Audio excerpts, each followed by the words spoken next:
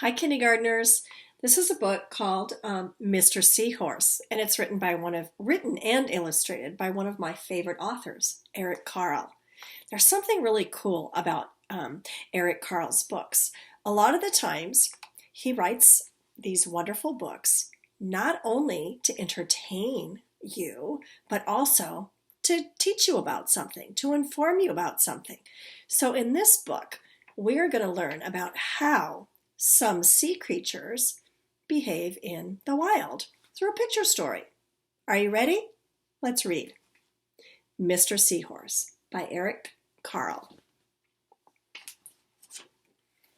There's some pretty illustrations in the middle of the book.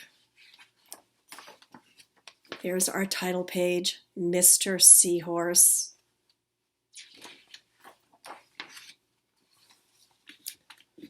Mr. and Mrs. Seahorse drifted gently through the sea. Mrs. Seahorse began to wiggle and twist this way and that.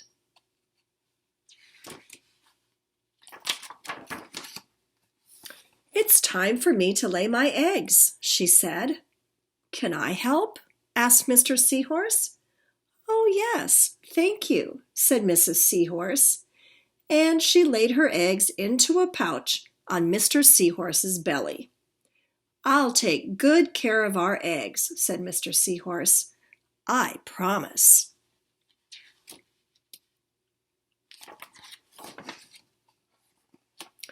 As Mr. Seahorse drifted gently through the sea, he passed right by. Oh, look at that. That page is kind of shiny. There's an overlay there.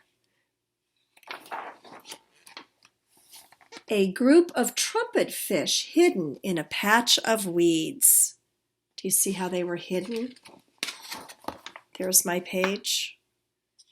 And there it is. Again.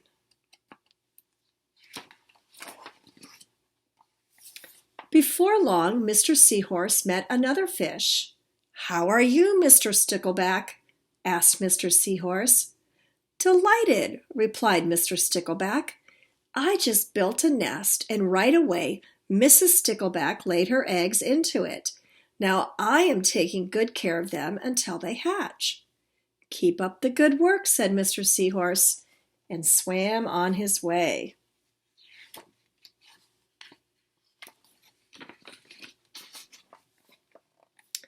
As Mr. Seahorse drifted gently through the sea, he passed right by. What do we see in there? A lionfish hidden behind a coral reef.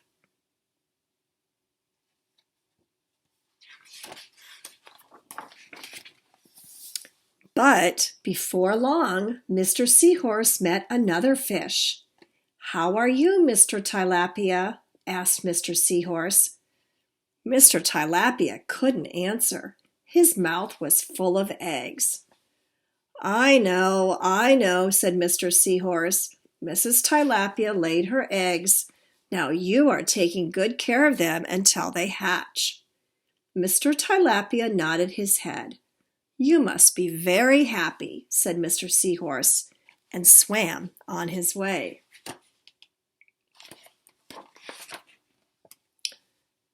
As Mr. Seahorse drifted gently through the sea, he passed right by. What do you think that is in there? Several leaf fish hidden among the seaweed.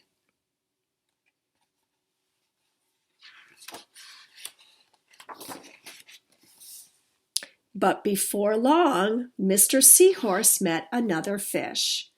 "How are you, Mr. Curtis?" asked Mr. Seahorse. "Perfectly fine," replied Mr. Curtis. "Mrs. Curtis laid her eggs, and I have stuck them on my head. Now I am taking good care of them until they hatch." "You are doing a good job," said Mr. Seahorse, and swam on his way.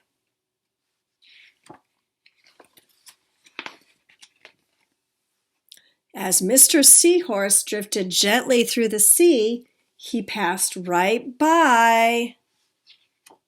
I don't stonefish hidden behind a rock.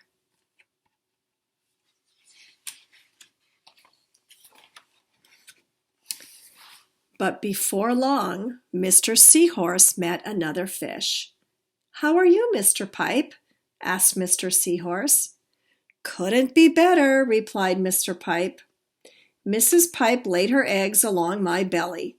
Now I'm taking good care of them until they hatch." "You should feel very proud of yourself," said Mr. Seahorse, and swam on his way. You noticing anything about Mr. Seahorse? He's getting a little bit bigger, especially in the pouch. But before long, Mr. Seahorse met another fish. "How are you, Mr. Bullhead?" asked Mr. Seahorse. "Tip-top," replied Mr. Bullhead. Mrs. Bullhead laid her eggs, and the eggs hatched. "Now I'm babysitting." "You're doing a fine job," said Mr. Seahorse, and swam on his way.